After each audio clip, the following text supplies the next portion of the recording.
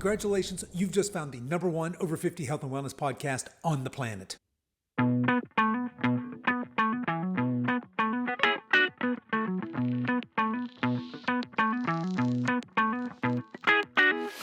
Hello and welcome to the Over 50 Health and Wellness Show. I'm your host, Kevin English. I'm a healthy aging expert and the founder of the Silver Edge, and I am on a mission to help men and women just like you build lean, strong, healthy, capable bodies that they love for the rest of their lives.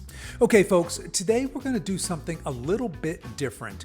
We're celebrating a big milestone here at the Over 50 Health and Wellness podcast. This is our 300th episode, and I thought, what better way to mark this special occasion than by bringing in some very familiar faces. Joining me today are the incredible coaches from the Silver Edge team. We have Coach Monica, Coach Jess, and Coach Russell. And as you'll hear, these aren't just guest coaches. They've become an integral part of our journey here at the Silver Edge. And today, they're here to share their personal fitness stories with you. In this episode, you'll hear real, raw, and inspiring stories of how each of us found our way into the world of health and fitness and how we decided to turn our passion into a career.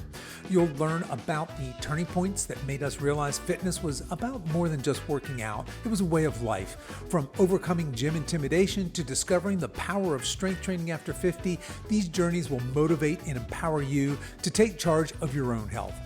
So whether you're just getting started or you're a seasoned gym goer, you're going to want to stick around for this one.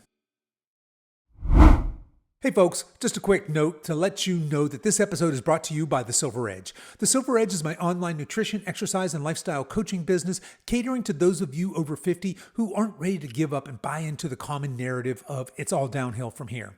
At The Silver Edge, we take a health-first approach to working with our clients to help them build lean, strong, vital bodies that last. Look, there is no shortage of lose weight quick coaches and programs in the world, but here's the deal. You can either lose weight quickly or permanently. So if you're tired of losing and gaining the same weight over and over and over again, if you're tired of constantly dieting, if you have a poor relationship with food, exercise, and your body, then I invite you to book a call and see if our services are a perfect fit for you.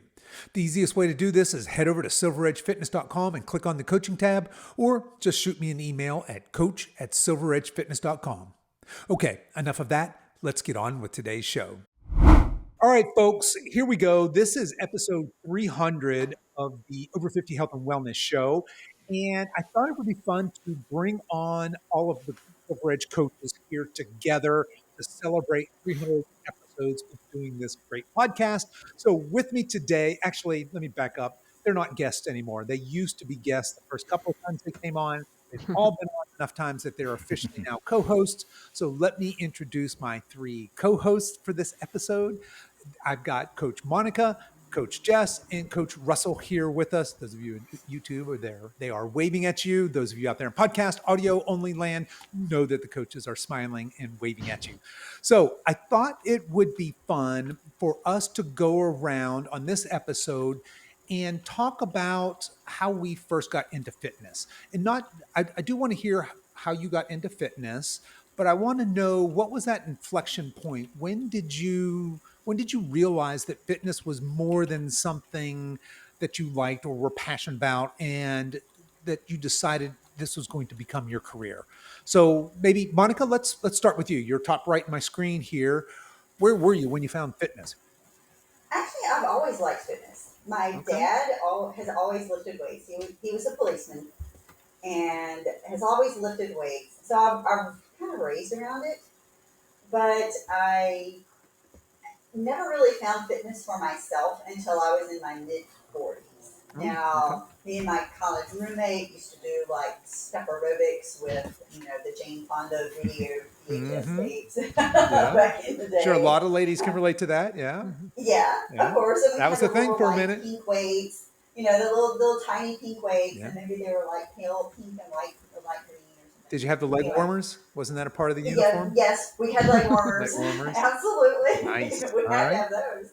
So we did those, and that was fun. And that made fitness be fun because I had somebody to do it with. Sure. But I didn't really get serious about fitness until I was in my mid-40s. And I have my sister-in-law to thank for it. So she's been a fitness lover forever since I've known her. And she started doing CrossFit. And so she convinced my husband to start doing CrossFit. So my husband started going to the local gym, and then after like 2 classes, he came home and said, "Oh, Monica, you've got to go. You've got to go." And I'm like, "Those people are crazy. I'm not going to Right? do all that Yeah. stuff. They're insane." And he kept after me. And I'm like, "Okay, okay." So I went to class, and I was like, "Oh my gosh!" I saw these. I walked in there. I saw all of these men and women, and there are actually more women in there than men, doing these incredibly strong things with barbells. I had never touched a barbell in my life. I had never climbed a rope. I had never done a handstand. Never done any of those things. I don't think I'd ever done a burpee. CrossFitters Yeah, love I their mean, burpees. Yeah. I was starting from ground zero. Yeah. Lucky. I That's know, right. lucky me. Yeah. And after about 2 classes, I'm like, oh my gosh, this is incredible. The amount of strength that these people have is just incredible. So I started going and went 2 or 3 days a week for a few months. And then I started seeing that, oh, these people can do pull ups and they can climb ropes. And I've never been able to do that. They can stand on their hands and do handstands. And I've never been able to do that. So I started working, doing extra credit stuff after class. And I was able to do my first pull up at 45 years old. Rock on. Never done a pull up Yeah. before. Now I can do like 5 straight. Right. I was like, yeah, and the more I got into it, the more empowered and the stronger I felt. I was like, wow, I can climb a rope now. I can walk and do handstands. I can do all of this stuff. Then that's where the nutrition part came in, because I was like, well, I've got the exercise, under my belt. It's going really well now, but I didn't know how to eat to match what I wanted to do in the gym. So I started looking up everything I could read online about nutrition, and then I found the Precision Nutrition online course, and I took the course, got certified, and I was like, you know what, I love this. I want to share my passion for diet and exercise with everybody because I feel awesome. I feel great. I feel like I can kick ass in the world now because I am strong, because I can do all of this stuff. Yeah, thanks for sharing that. I think that a lot of people kind of miss that piece of the benefits of strength training, of being healthy, a healthy lifestyle. We get so many people, a lot of our clients, for example, are really good examples of this, that come in and they just want to lose 10, 15, 20, 30, 40, however many pounds. And that's the main focus. And what they miss, and probably have missed because their past attempts have been calorie restriction, maybe combined with cardio perhaps, but that's a temporary solution, as we've talked about ad nauseum in this show before. And what they've missed is that feeling that comes from being strong and vital and capable, from moving pain-free, maybe for the first time in a decade, of being able to do cool stuff. Like anybody who's ever cleaned and jerked a barbell, that's pretty badass, or picked up a heavy deadlift, or done pull-ups, a strict pull-up. Look, if you're over 50 and you can do one strict pull-up, you are in very, very, very elite company, let alone, especially, and more so if you're a female. And then if you can, like Monica said, she can now do 5 strict pull-ups over 50. That is fantastic. But that feeling, that confidence that comes from that, I think, is fantastic. I appreciate you sharing that with us and being vulnerable with that. I love it.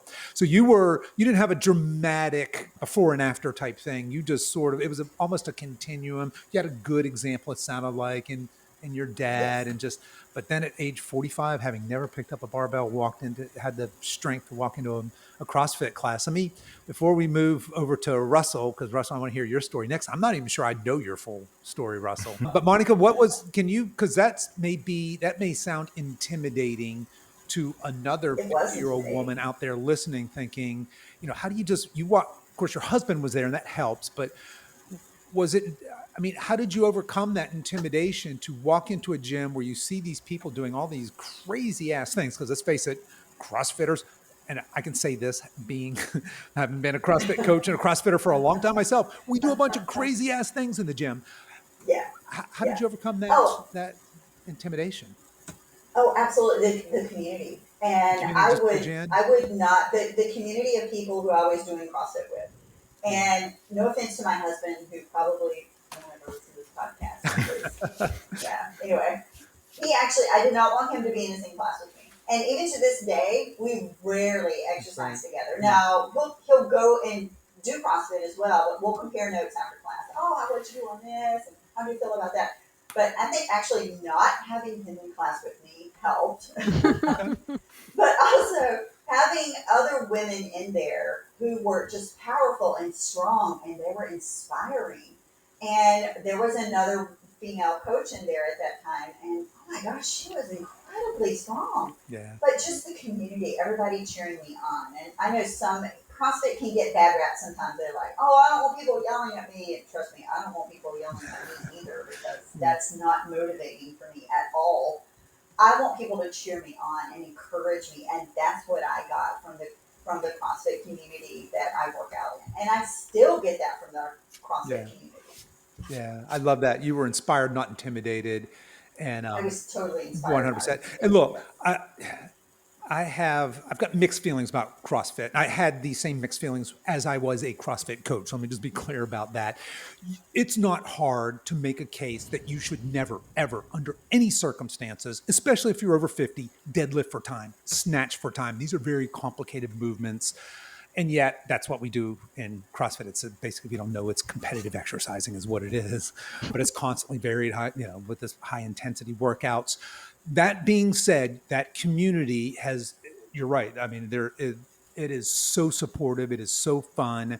And I think the other thing that happens there is that CrossFit is responsible for putting barbells in more older people's hands. I'll say specifically even more older ladies' hands than any other sport, endeavor, fitness thing ever.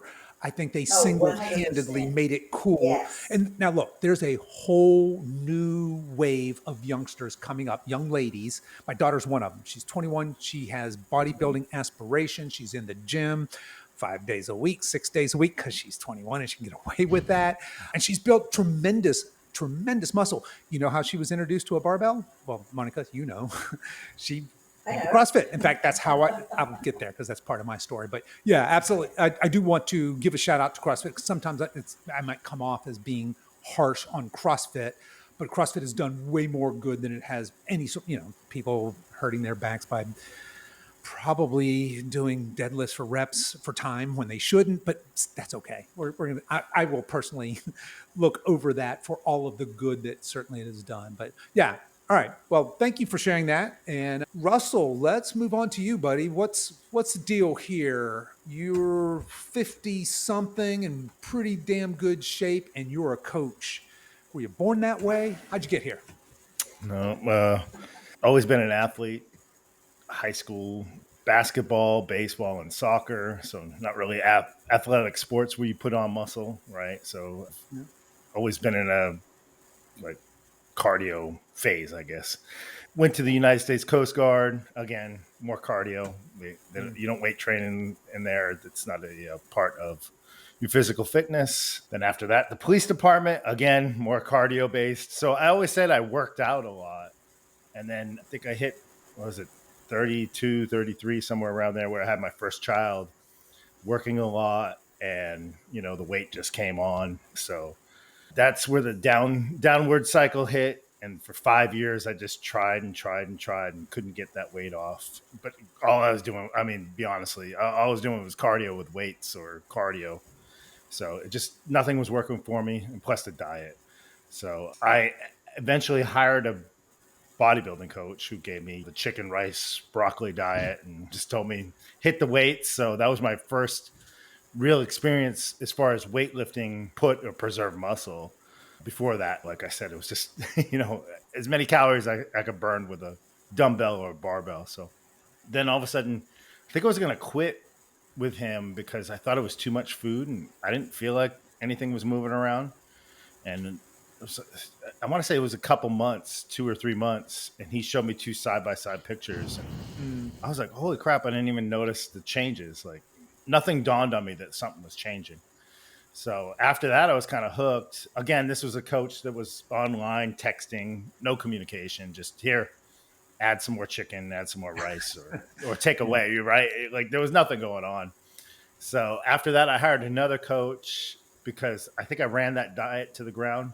I just continually dieted after. I thought that's the way to go. Keep those 17 or I don't know, maybe even 1,600 calories at that Live that time. way for So the rest of your life, huh? yeah, I probably ruined a lot. So I actually had to build back up again and do what we do here at this program is we add, when you come in, we're usually adding food to your diet, which seems counterintuitive. And that's the way I was. I was like, oh my God, he's trying to get me fat again. And very little communication again, but I stuck with it. I don't know why I stuck with it because I'm sure I was doubting myself every single way, but it actually worked out in the long run. I had actually I had to reverse diet for close to a year just to get out of that bad spot I was in. Yeah. So then I got another coach. This guy was really cool. Like just talked to me a lot and kind of guided me through the process. I don't need a lot of text messaging or contact, but just when we do, I might have a few questions here and there. So he was great. So I started asking him about what he does, and I didn't even know this could be a job or anything like that, especially online, right? You just think of our personal trainer inside of a gym. Well, at that same time, the police department put me through a personal training certificate course because they wanted me to train new people that were coming in because they weren't able to pass the physical fitness test. So I was working with people who weren't even at the department yet. They were just trying to come in, and we would meet once a week and we do a weightlifting session. So I thought that was kind of cool. That was my first introduction as being a coach and something like that. And then from there on, like everything else, I just got more into the nutrition. Oh, that was the other part too. During that time, I realized food was a major portion of what I was missing out on because the workouts I was doing wasn't anything spectacular like I thought they would be, like stand on a Bozu ball, holding the barbell over your head and, doing a backflip. I'm like, Yeah. that's the stuff I need. I need that to get six pack Right. abs. And Yeah. realized real quick that wasn't the case. So food was the thing that moved the needle up and down. So I really got into the nutrition side of it through NCI and that group and loved it. I loved every single second of it. And then started coaching people for free on the side just to get my craft up. And I thought it was fun. I really liked it and enjoyed. I think that's the one thing I missed about the police department. I got in the police department to help people, and I figured out in the close to 19 years, I really didn't help many people. Not because of me, because the time I have with you, I come to your house real quick and I'm like, hey, what's the problem? And I try to fix it. Yeah. Run out as fast as I can. But this is more like intimate, and I get more of like, helping. I really feel like I'm helping people, even if you just get more movement out of your day after my 6 months of coaching. I think that's still a win. Still a win. So, Yeah. So that's my story in a nutshell. Yeah, I love it. I like that you started with that. When you're with, I think the first coach or second coach there, you said, "Hey, I had this picture," and then 2 months later, this other picture. I was like, "Holy crap!" And strength training and healthy habits are kind of funny in that way, right? If I go to the gym and eat really healthy today, and I look at myself in the mirror, nothing's changed. And if I do that tomorrow and I look in the mirror again, nothing's changed. And if I do it again the third day and I look in the mirror, nothing's changed. And you can see how that might be discouraging, especially in our fast-paced modern society where we're used to, everything on demand, fast, fast, fast. And there's this patience that has to come with that. But I see myself every day.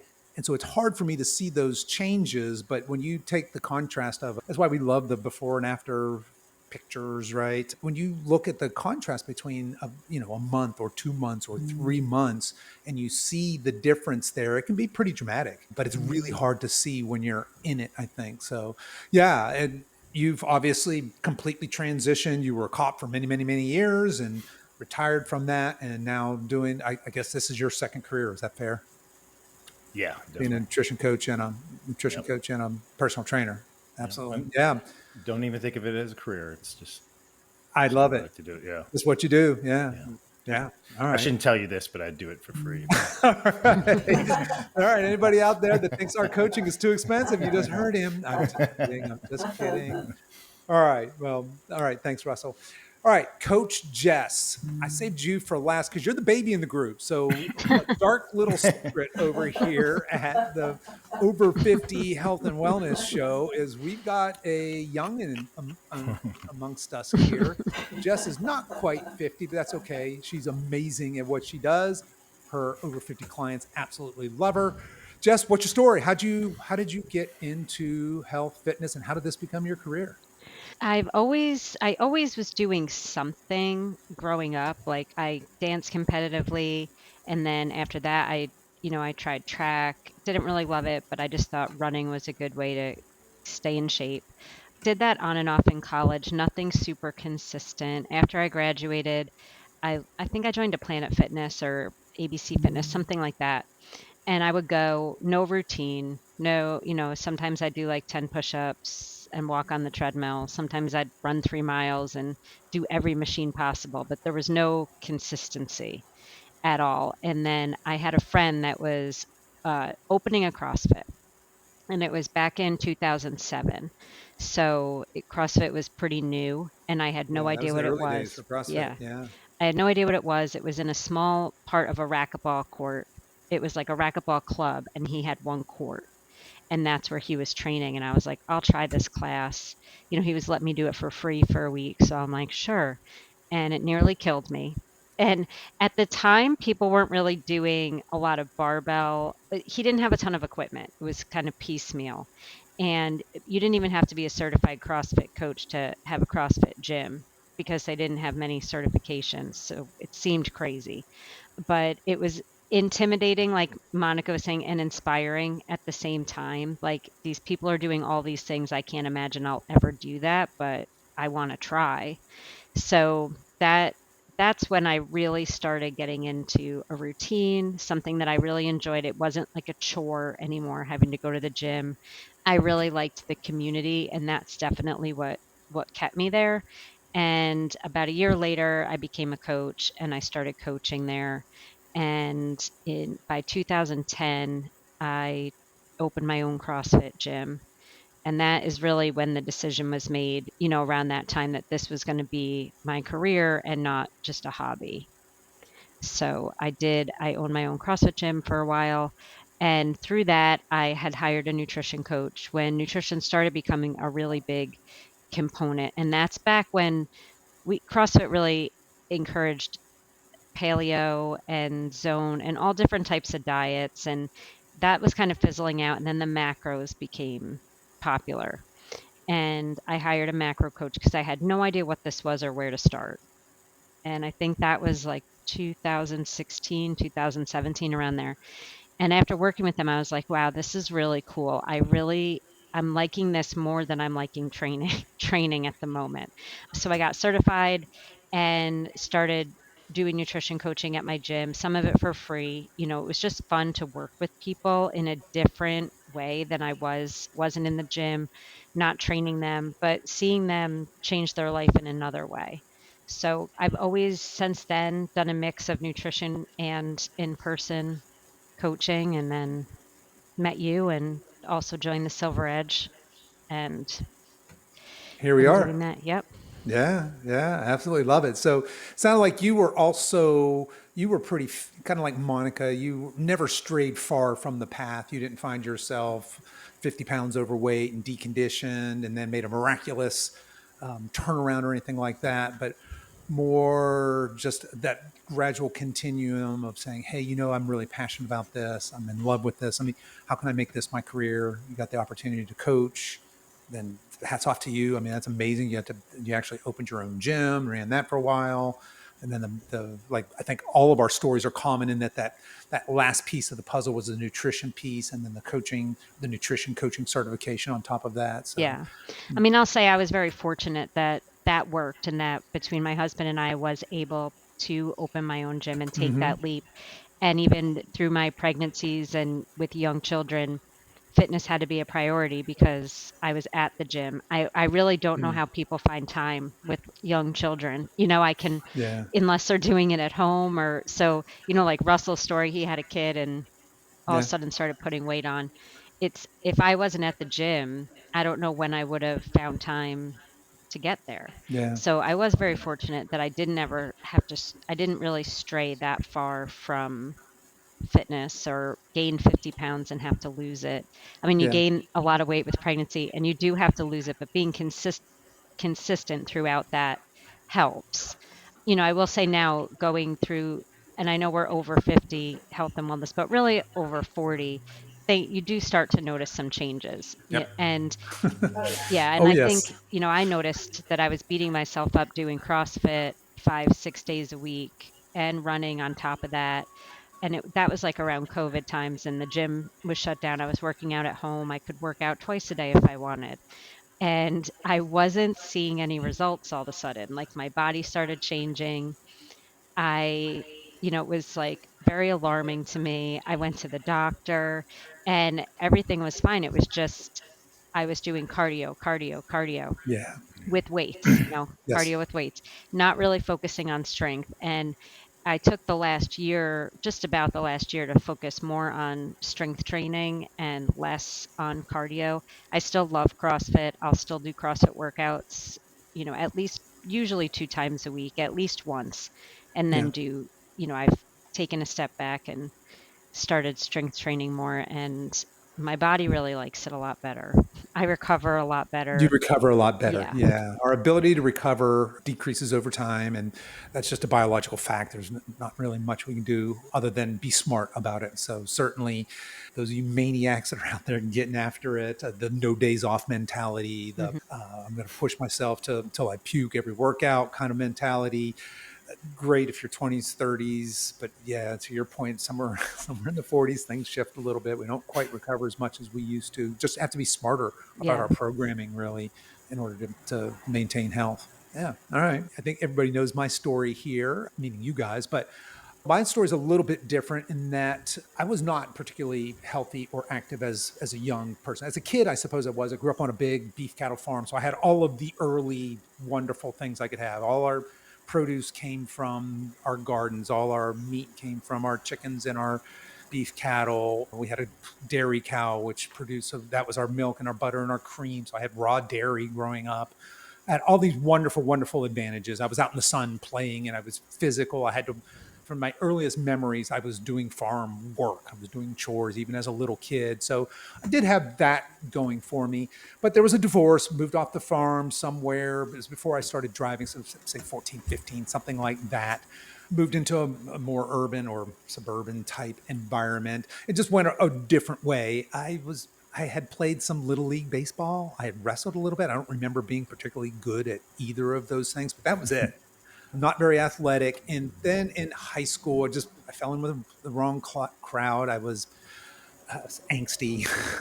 I was in my head a lot. Fell in with the stoner crowd. I was drinking. I was smoking a pack of Marlboro proudly every single day. I did that for like 20 years and just Wow. really went downhill. And so in high school, my impression of the kids that were like the jocks, because there were the jocks, there were the stoners, there were the preps, there were these little cliques, and this would have been late 70s, early 80s. And I can remember thinking these very insecure thoughts of I don't want to be like them. It would suck to be like them. They're meaning the jocks.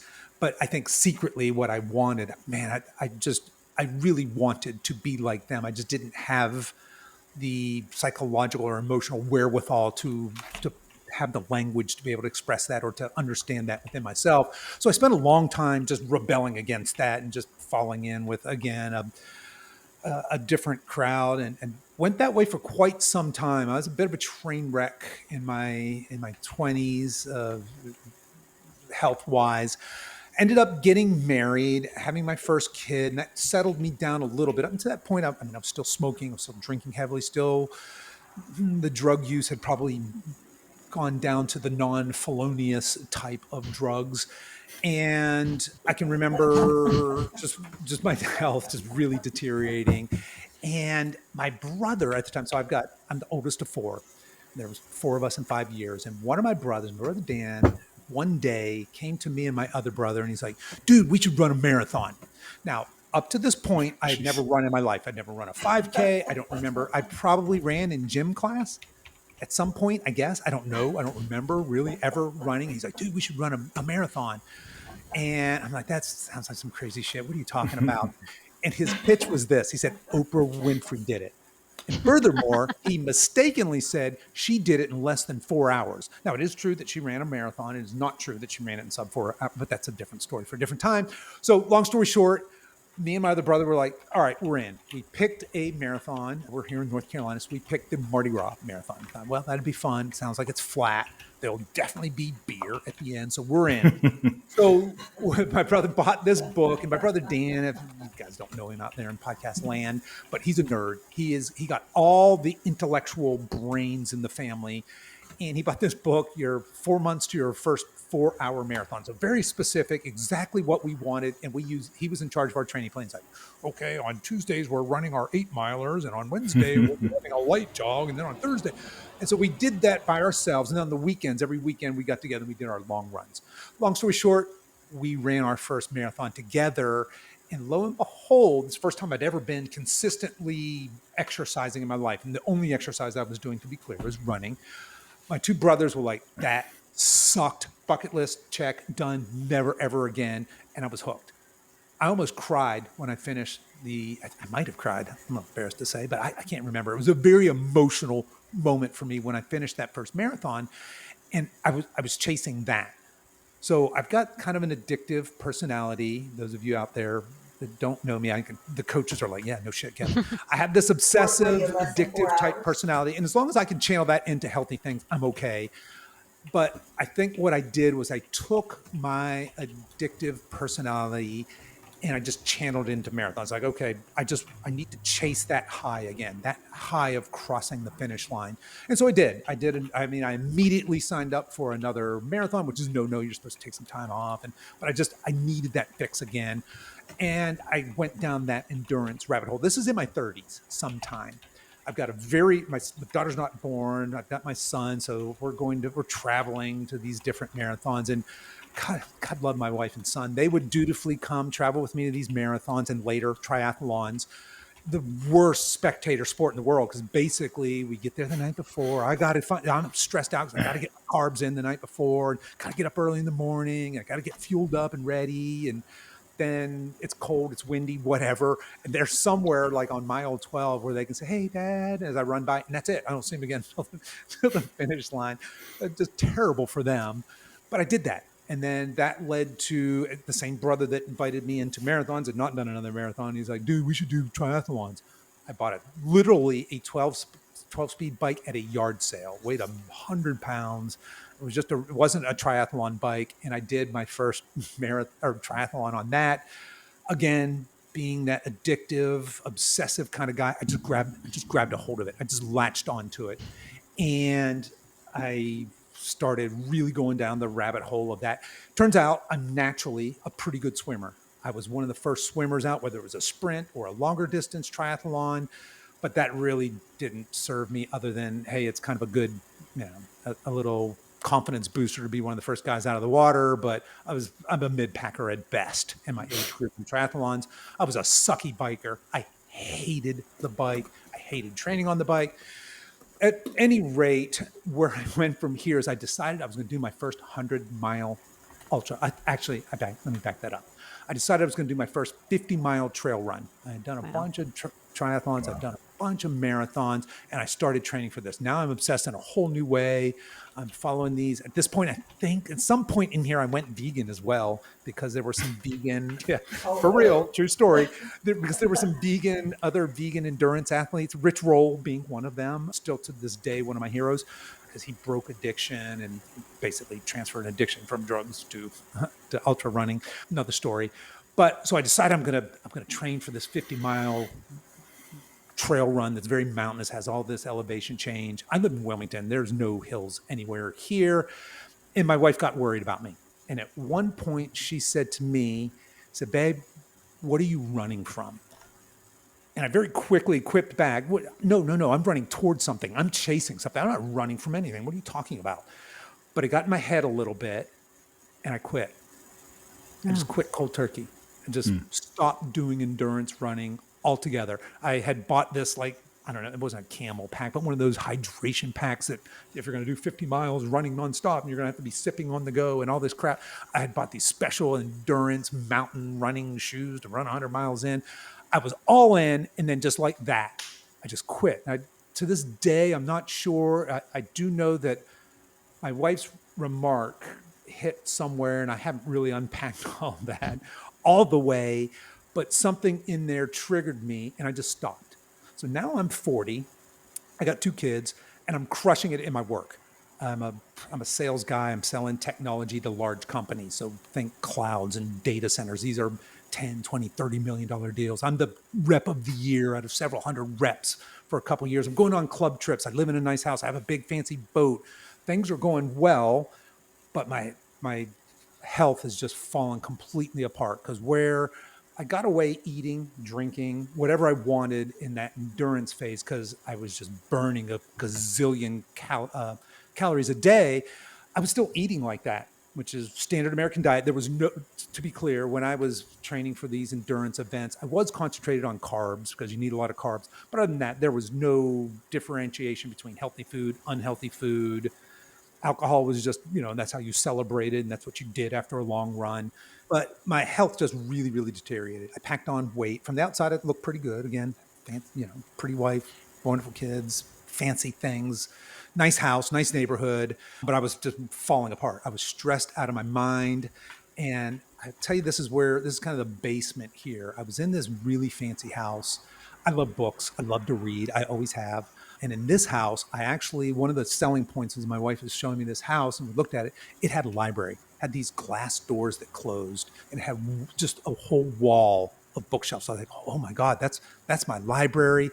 I built a bar in my library. So I had a little wet bar in my library where I kept my liquor.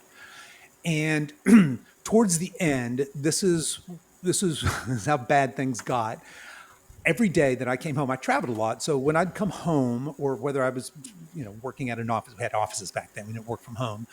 I would come home and I'd need to unwind with a few drinks. And the way I would do that, I would literally come into my library. I would close those doors, and that kept my family out. My wife was allowed to come in. She had a glass of wine. She'd come in and sit with me. No kids were allowed because it was dad's time to decompress. And I'd have 2 or 3 cocktails. I'd just sit there. I'd read, maybe chat with my wife, something like that. But I had these drinks. Meanwhile, I'm getting fatter. I'm getting sicker. I'm getting more unhealthy, and I'm just completely stressed. I'm on the West Coast. I'm at a big high pressure meeting. I close this fabulous deal. I get home late in the afternoon and I tell my wife, I said, God, I don't feel good. I'm out of sorts. I hope I'm not coming down with something. At, I don't know, 4 o'clock in the morning, I don't even remember how I got off the bed, but I'm on my hands and my knees and I've got this tremendous, tremendous chest pain. And my wife's like, I've woken her up now. And she's like, my God, what's happening? Here's your husband on the floor on his hands and knees complaining of chest pain. So she's on the phone. She's got 911. My husband is on the floor with chest pain.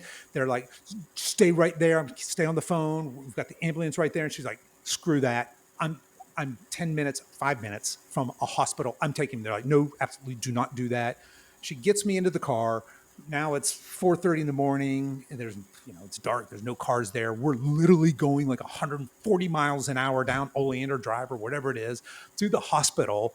I get there. Of course, she comes screeching up and here's this 40-something-year-old pudgy dude who's complaining of chest pain.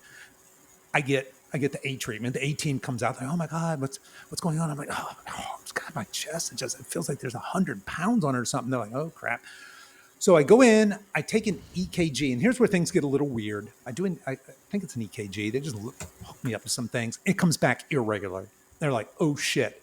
And at that point, literally like a SWAT team comes in. These men and women come in who look more military than medical to me. And they're like, let's go. So this is where they cut you open. They're going in to see if they need to put in a stent. They're thinking I'm having a heart attack right then and there. So I'm on the hospital gurney. The SWAT team is swarming around me, getting me ready. They're immediately going to go up and take a look at my heart. And I remember telling my wife, I said, I don't have any regrets, baby. I love you. And it was one of the most heartfelt things I'd ever said in my life. And it was, there's much crying and bawling at this point because she's freaking out. She's like, oh my God, my husband's dying. And I was convinced at that point that I'm going to be that guy, that freaking 40-year-old guy. Hey, remember Kev? He had a heart attack. Really? Isn't he the dude that did marathons? Yeah. No, he's dead of a heart attack. So that's my last thoughts before, they knock you out. Long story short, I spent 3 days in a hospital. I was not having a heart attack.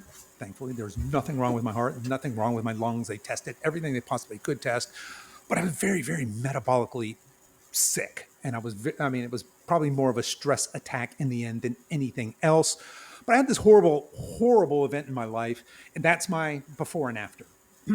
So I went back to my regular doctor after that, and he's like, "Kevin, you're gonna have a heart attack if you don't make some changes." He was a young dude. He was a surfer. I've been a surfer most of my life as well, and just very general advice. Hey, you really need to clean up your diet. You shouldn't be eating fast food and fats. I remember him telling me don't eat fat, and he said, "Yeah, you need to exercise." I'm thinking, okay, you're right. I don't want to be the dude at 40 that keels over with a heart attack. I've got these young kids, beautiful wife, beautiful everything. My life is perfect except for my health.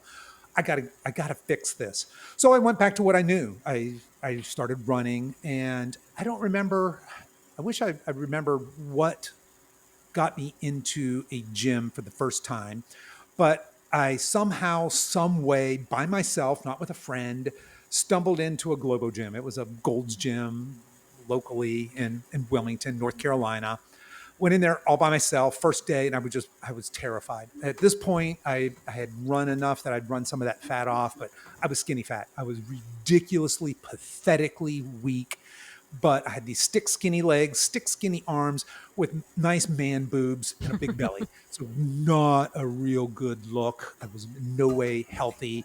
And I would just, I wasn't going anywhere near the free weights because that's where the big, strong, scary looking dudes and dudettes were. I just watched people on like a leg extension machine say, oh, I can do that. And I would go and I would pull the pin around until I found an appropriate weight. And I did that for a little while. I got one of their free coaching sessions. Some big bully trainer dude who was looking back he was, I don't want to, maybe he's listening. I don't know. It was not a positive experience, but he kind of bullied me into, or hard sell the salesman, go figure, on buying this package. And I had these revolving door of young trainers that weren't very effective, but it was my first introduction to strength training. From there, I found somehow, some way, the book, The Barbell Prescription, landed in my hands. That's by Dr. Jonathan Sullivan. He was one of the first, he was, I think, this episode 16 on this podcast, and he was a hero of mine. So for him to come on that early, when the podcast wasn't really a podcast, even barely back then, was really amazing to me. I got to talk to him. But that book was really, really impactful for me because he, as you know, The Barbell Prescription, you might know from the title, all about strength training. So anyway, I'm going long with this story. A decade goes by, right? From mid 40s to mid 50s. I find myself from the worst shape of my life at, say, 45 to the best shape of my life at 55. Somewhere in there comes CrossFit. I fell in love with CrossFit again, latching a hold of these things. And right now, the newest obsession, by the way, just so everybody knows, is pickleball, but that's another story for another time. But just latched onto CrossFit, really, really, again, the community. I'd been introduced to a barbell already, but I'd never done like snatches and clean and jerks and muscle ups, and I had climbed a rope probably since grade school. All these fun things. Really fell down a rabbit hole there. I was already at this point a personal trainer. I think I became a CrossFit trainer. I got a nutrition coaching certification.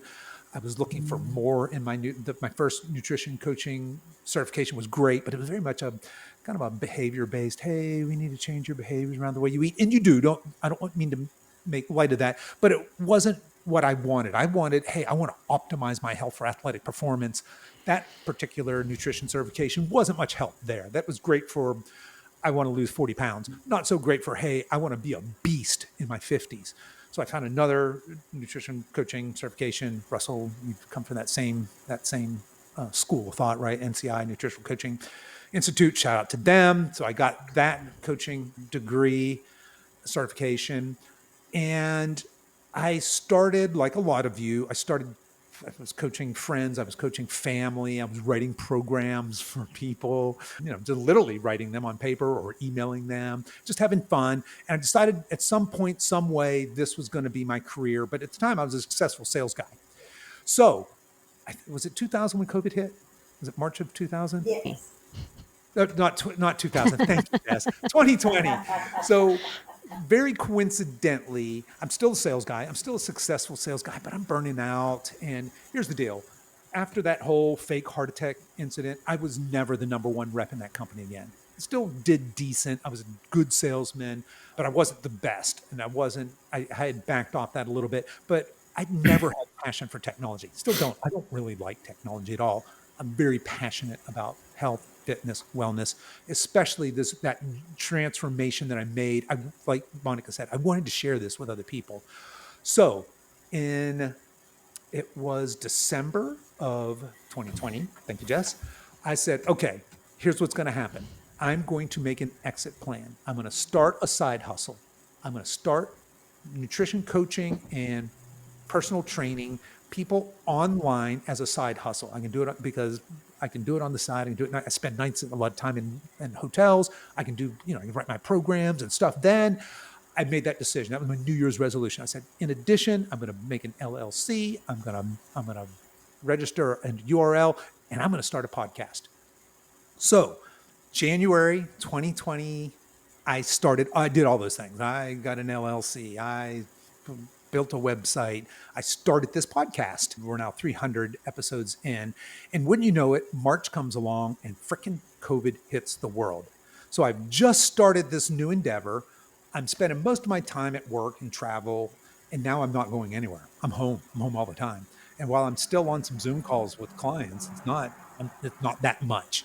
So I've got all this time on my hands, and I'm falling more and more out of love with my technology clients and more in love with my personal training clients. I've got these new clients in. I'm absolutely loving spending the time with them. And that just really segued very nicely. So I don't remember, a year or two later, I said, you know what, I'm gonna do this full time. This is my job. I am retiring from corporate life, and I am now going to be a fitness entrepreneur. I'm gonna do my best to build this business up. I started as just me. Monica, you came on first, and you weren't even my coach. You were my helper. I was like, I just need some help. I need some, as those of you that know me know, I'm a little bit flighty, and that's probably an understatement, but I'm not very organized. That's not my strong suit. I don't really care at this point either. I'll just surround myself with people that are that are good at the things I'm not good at. Monica was that person, right? She came in, she was really, really organized, really helped me see things a little bit differently. And very quickly, I had too many clients. Wonderful problem to have. And I was like, I need a coach. Monica, do you know anybody who could help me out? And she's like, I thought you'd never ask. Yes, I want to be that coach. I said, well, I wanted to give you the chance where I asked anybody else. So Monica was our first coach. Monica got busy quickly building challenges and scholarships and became our program director. We needed a third coach. Jess came along. So those of you that don't know, today, when Jess started her CrossFit career, she was, I think, in upstate New York. Is that right? Yes. Jess? Yeah. So today, Monica and Jess, they work out together. They coach together. They're here in Wilmington. So she knew Jess. I knew Jess. And she was the perfect person just to easily plug in. We knew she'd fit our culture. And then what we had was, I was full. We were really excited. We're growing. And I had a couple of clients back to back, new prospects coming in. And I wasn't taking in more clients. And they were like, hey, I'd really be more comfortable working with a male coach. I was like, oh, okay, well, I'll take you. And I was just becoming overwhelmed. I was like, okay, well, I need another coach, and this time it's got to be a guy. And now by this point, me, Monica, and Jess, we're pretty tight. We're a crew, and we have our culture because we all knew each other. So it was really easy. We're like, how do I insert a fourth into this? This could be tricky. So I knew what I wanted culture-wise. I want somebody, my ideal candidate, I remember thinking this was, I want somebody who has a nutrition certification from NCI, Nutritional Coaching Institute, because of the way they train their coaches. I knew that person would already come into our program I wouldn't have to explain our framework of metabolic restoration, of a cut phase and reverse dieting and rebuilding. I knew that person would already have that framework coming in, and they would understand that, and that would be. And then I thought, okay, on the workout side, how do I make sure that they fit in with our culture? And I'm thinking, well, the ideal person would be somebody who was an NCI graduate and listened to the Mind Pump podcast. Now, those of you who don't know, Mind Pump's my favorite podcast, not just fitness podcast, but podcast of all time. And I've been really, really fortunate that I've been actually able to call the guys, the Mind Pump hosts, actual mentors of mine. So I've got to have one-on-one time coaching with these guys, or in a small group setting, to ask them questions. Hey, how do I build a podcast? How do I build an online business? So I've been very, very fortunate that those guys are mentors to me as well. So I emailed them. I said, hey, would it be cool if I go into your private Facebook forum and start fishing for a coach? And they said, yeah, absolutely. So I made a post in there, said, hey, I'm looking for a Mind Pump listener that has an NCI certification. Preferably you're a dude, preferably you're over 50. And here's the type of clients we work with. Hit me up if you're interested. I got a bunch of replies. One of them was, of course, Russell, and it was an easy decision. I think I talked to him. I think I talked to Monica. I was like, I really like this dude. Do you want to talk to him? She's like, no, if you like him, just hire him. Do you think he'll fit in? I'm like, absolutely, I do. And I mean, look, we're a tiny company. I've made a grand total of actually four hires. We had one other person come on, but I've made three coaching hires and we have knocked it out of the park. I mean, I'll say that publicly. I couldn't be happier. I'm so amazed and blessed that you three are a part of this journey. And I just feel like that I'm just really blessed. It's nothing I did special that you guys are here, but I think we make a really good team. So I do want to publicly thank you, all three of you, for your contributions to this, not just in coaching our amazing clients and being amazing coaches, but really you guys just from day one, you're not just coaches, you're a part of this team. You care about this business, you care about your clients, and I absolutely love it. So there you go. Long-winded story here. And as opposed to ending there, let's do this. I'd like to just quickly go around, and I'd love to know, what do you wish you could, if you could go back in time and tell your younger self anything about fitness, health, wellness, what would you tell yourself? What would you tell your 30-year-old self, or maybe the part of you that was wondering, hey, could I possibly do this for a career? Monica, we'll start with you. What would you go back and tell your younger Monica? Oh, I would tell her not to be intimidated. Right on, Get go. in there in that weight room with all of those really muscular looking people who look like they're fitness professionals and know what they're doing, with all of those free weights and barbells and heavy dumbbells and stuff. Don't be intimidated. Get in there and do it, because you will love it. Fantastic. Yeah. Don't, yeah. Folks, I know we've talked about gym intimidation a couple of times on this podcast. I think we've done blog posts and other things on that as well, but absolutely love that. You would go back and say, hey, girl, you are a badass. Get in there and get after it, right? And now Yes. you are. Look at you. Yeah. You're creating future badasses. So hats off to you. Yeah. All I right. love it. Russell, what you going to go back in time and tell young Russell? Stressed out Russell. Oh, just things take time. I think that's the biggest one. Like I said, I was going to quit that one coach, and thankfully he took pictures, because there was nothing else that would have convinced me. I would have just quit because I didn't think any progress was being made. So things take time, and I think that's a big one, especially when you're reverse dieting and doing all the right things. It takes a lot Yeah. of time.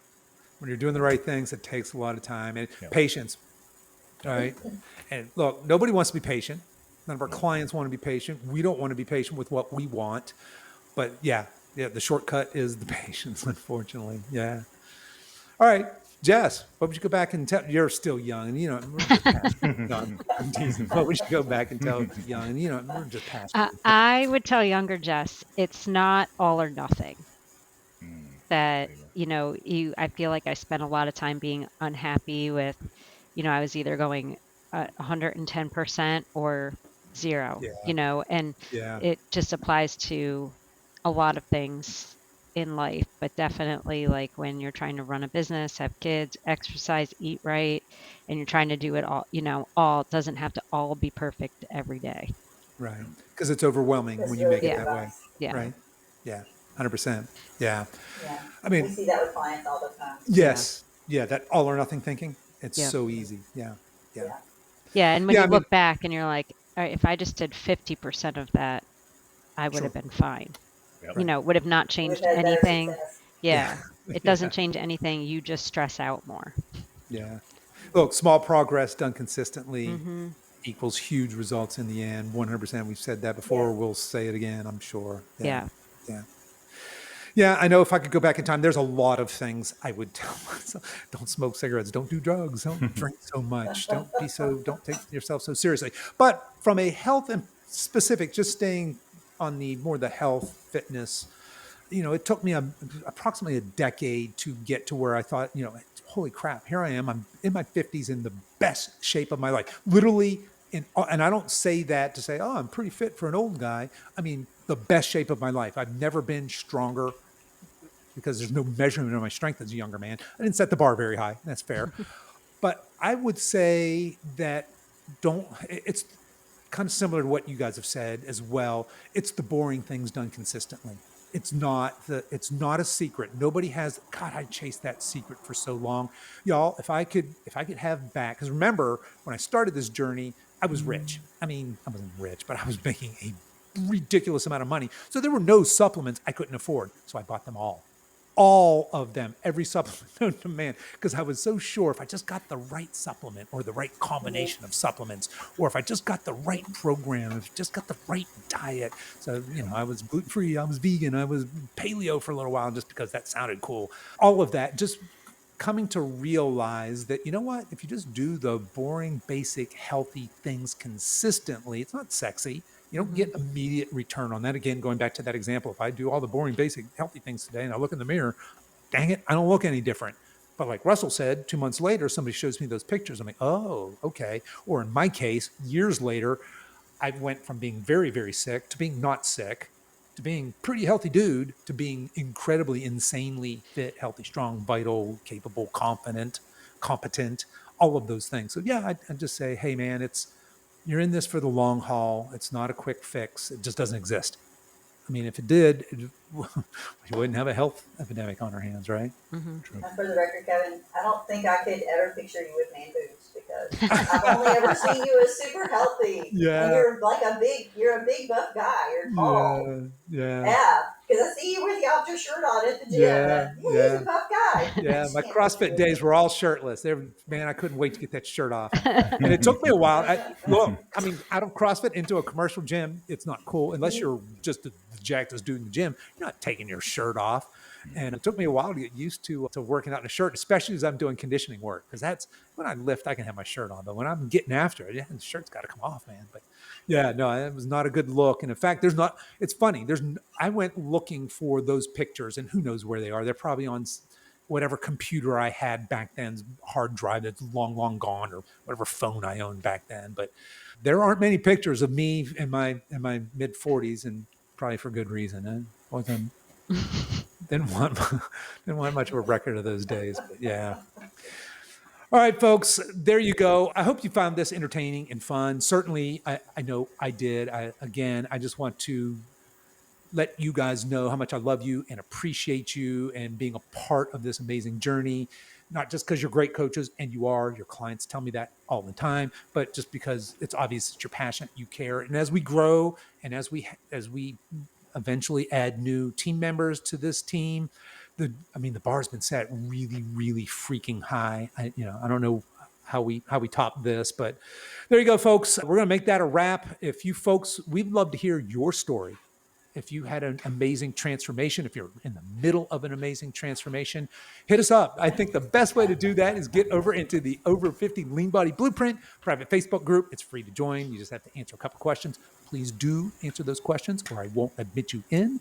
You just got to click a little button saying you agree to the terms, which are basically be nice. Don't be mean to people. But get in there. Tell us, where are you in your journey? Have you had a fantastic transformation? Do you have one on the horizon? Are you as fit as you've ever been? Do you want to be as fit as you've ever been? Get in there and talk to us. We'd love to hear from you. All right. So on behalf of Monica, Jess, and Russell, you guys, we'll see you next time. Stay strong. Bye. Okay. Right.